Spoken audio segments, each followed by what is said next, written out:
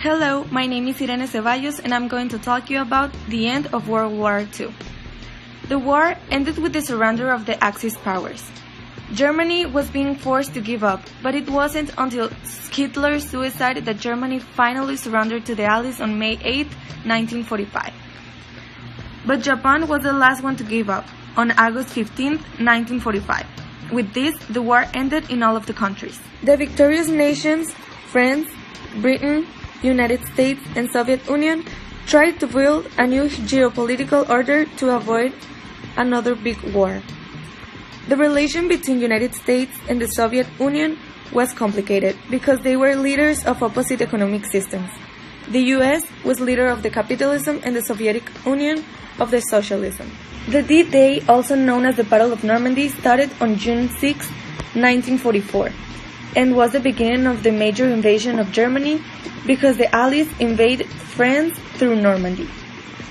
The Nazi Germany collapsed under its own weight because they weren't able to send provision to the battle zones, and finally on May 7, 1945, it completely collapsed.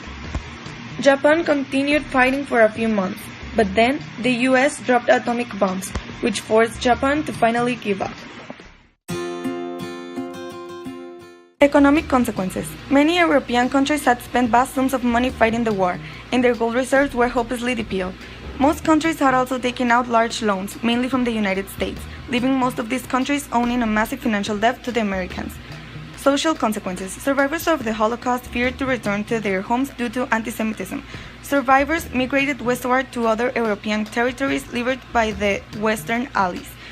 117,000 Jewish survivors immigrated to Israel by 1953. Political consequences. The decline of the old great powers, Allies and Axis, and the rise of new superpower states. Instead of competition between Europe, there was a need of system of cooperation. Anti-colonialism, the Arab-Israeli conflict to the spread of communism in the non-Western world.